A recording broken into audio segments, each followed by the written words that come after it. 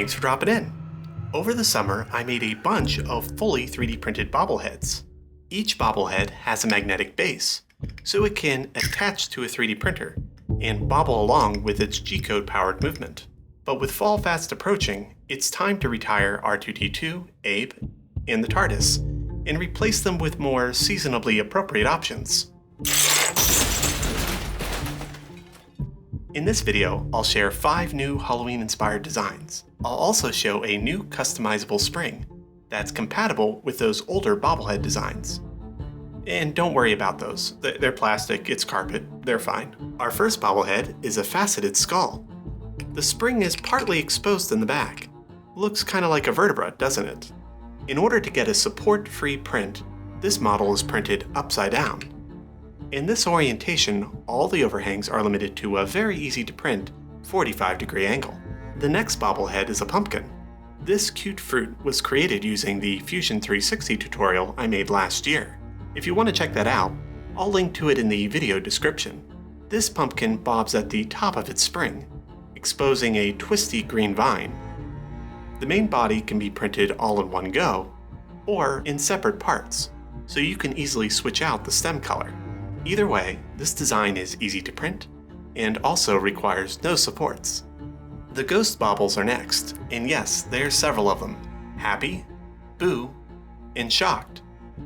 There's also a blank ghost, which you can use to create your own expressive remixes. There are some sharp overhangs in these spectral expressions, but they're so small that no support should be required. The next bobble is a cozy bat. This critter is curled into a cute cylinder, perfect for minimizing overhangs. So yes, you guessed it, no supports are required for this design either. This nocturnal friend will be happy to keep a watchful eye over your all-night prints. Our last bobble is a coffin, and it comes in 5 variations: plain, cracked, decorative, rest in peace, and a mix of the decorative and rest in peace designs.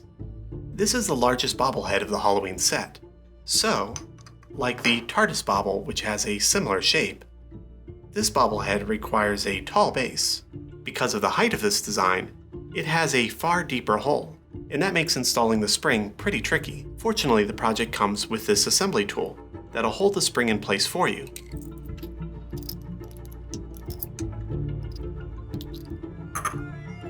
Much easier.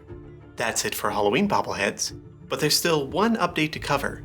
In the past, I used one standard spring size for every single bobblehead design. This carried over to dozens of remixed bobbleheads, which can vary dramatically in size, weight, and balance.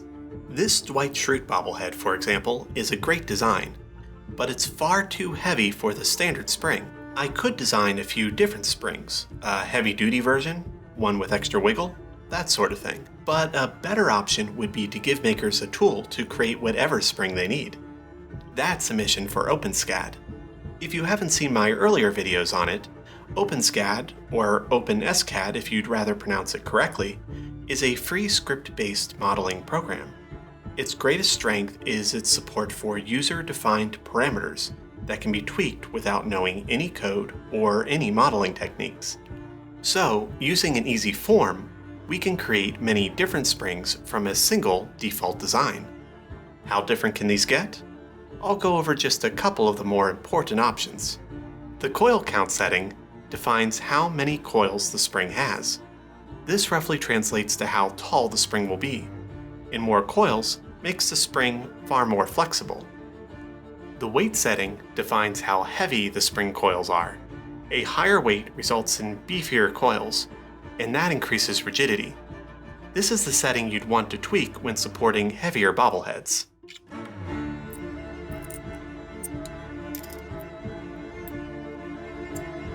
The thickness setting determines how thick the spring is overall. A thicker spring will be less free to bend in this direction. The width setting defines how wide the overall spring is. This setting won't be used much for standard bobbleheads, because there's very limited space, but it may be useful when making springs for other projects. In some cases, you may want a spring to be a certain height, but you don't want coils to run that entire length. To extend a spring's height without adding more coils, define the spring's top height, bottom height, or both. This will give you a solid block with whatever height you set. With all this configuration, it is possible to produce a spring that'll need supports.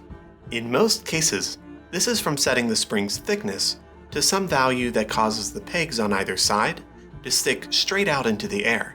The springs are otherwise easy to print, and I hope to see them pop up in all sorts of designs in the future, bobblehead or otherwise. That's it for this video, but that's not all for Halloween projects.